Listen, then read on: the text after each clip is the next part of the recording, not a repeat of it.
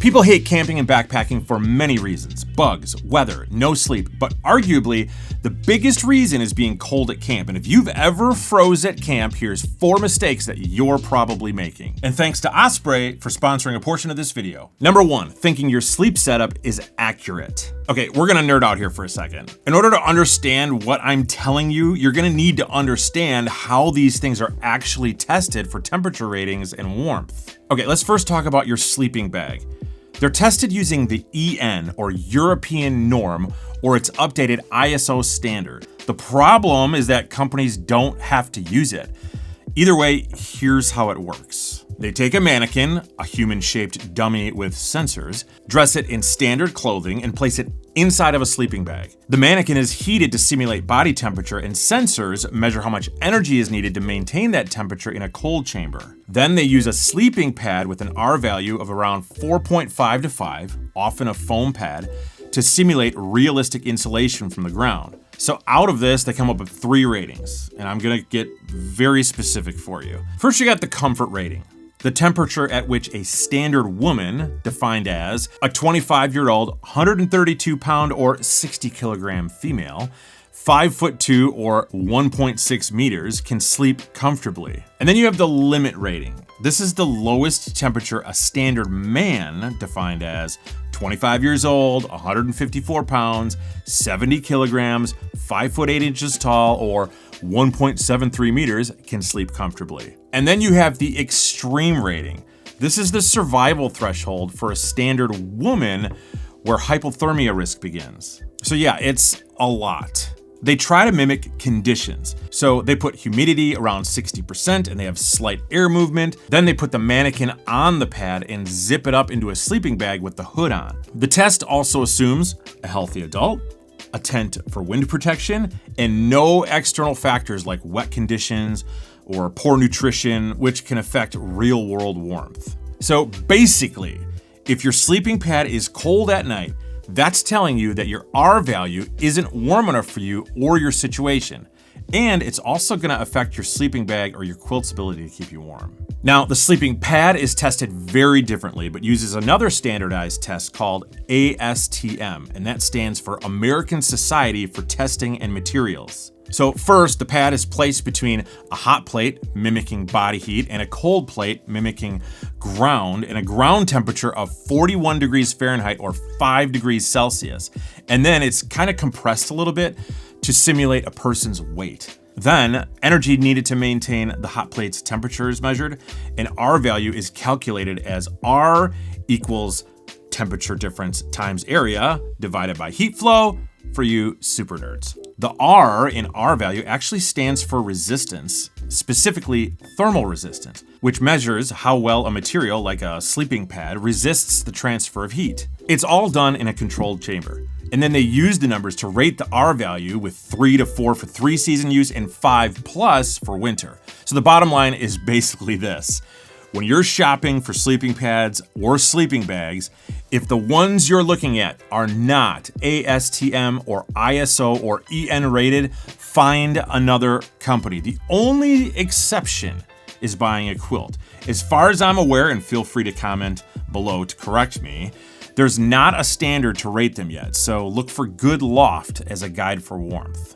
Also, I've put sleep system gear recommendations that are not only warm enough for 3 seasons, but also really comfortable in the description. So, now that we know how important it is to use the right sleeping bag and pad by understanding exactly how they're tested, these next mistakes people make at camp are gonna make even more sense. Mistake number 2 is going too ultralight. Okay, now don't get me wrong, I love cutting ounces and grams for you European folks as much as the next hiker. There's something that's totally satisfying about shaving your base weight down to the bare minimum. But here's the deal. When you're backpacking in those fringe sort of seasons, spring or fall, where nights can dip to freezing or just above, you need enough gear to stay warm and comfortable. If you skimp too much, you're in for an extremely long and cold and miserable night. So here's what happens when you go too ultralight. You might ditch that extra puffy layer because it's only 30 degrees, I'll be fine.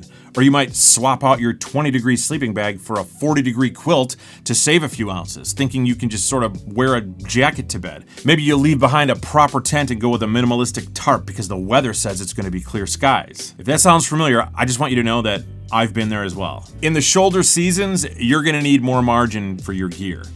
So that means picking a sleeping pad with a solid R value like 3 or 4 or even higher. It means bringing your sleeping bag or quilt rated for colder temperatures than you expect. And I would aim for 10 to 15 degrees below the forecast low. Nobody wants to be shivering all night long waiting for the sun to come up. So pack smart, not just light. Bring the gear you need to stay warm, even if it adds a pound or two to your pack. Having to carry a bit more is worth it when you're trying to stay warm. Some of you might have to carry a lot more gear to stay warm, maybe even into the snow. Several years ago, I used an Osprey Aether backpack, one of the most comfortable backpacks I've ever owned. It was able to carry over 45 pounds of gear comfortably, so I was actually really excited when Osprey sent me their newest version of it.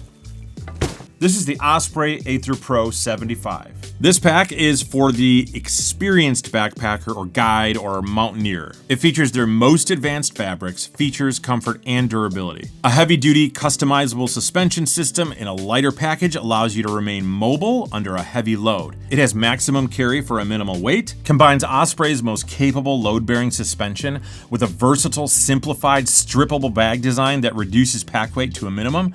You can take off sections of the backpack that you might not need, so you can actually tune your pack depending on what your trip requires. It helps you carry the lightest pack possible without compromising on comfort, custom fit, and heavyweight capability. It's constructed with Osprey's technical nanofly fabric, which is reinforced with triple grit ripstop for strength and durability for those who are roughest on their gear. It uses their heavy-duty, fully customizable backpacking suspension system in a more lightweight, streamlined package. One thing I especially love about this pack is how it zips fully down the side so you can access gear without having to empty it all out.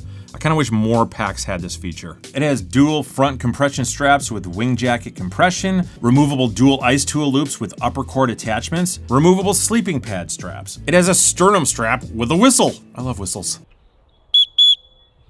So make sure you click on the top link of the description of this video where you can find this backpack, and thanks so much to Osprey for sponsoring this video. Okay, the third mistake is not layering properly. Layering clothing properly at camp is crucial for staying warm and safe. It regulates body temperature, manages moisture, and protects against wind and cold. Layers actually allow you to remove clothing to match how you hike or what the weather is doing. Layering keeps you dry by wicking the sweat away and venting moisture, reducing the risk of hypothermia in the cold. Layering actually reduces the weight you'd otherwise carry by making your system adjustable so you don't have to pack multiple outfits. The best tip I can give you with your clothes is to use a base layer, something moisture wicking like a synthetic or merino wool shirt. Then a mid layer. This is the insulating layer. Use something like fleece. And then an outer layer, basically a weather resistant shell. I recommend something like a rain jacket that has pit zips. And the pit zips are there to let out moisture if you need it to. Just absolutely, by all means, avoid cotton, because that actually traps moisture. It can be really heavy. You see I'm wearing a cotton tee? You're gonna die out there.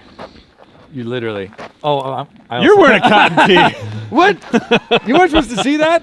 Number 4, choosing the wrong shelter. Okay, this one seems obvious, but there's a few key things to look for in the right shelter for cold nights. If you can afford it, an ultralight shelter is fine. I much prefer a tent over a hammock, tarp, or bivvy personally.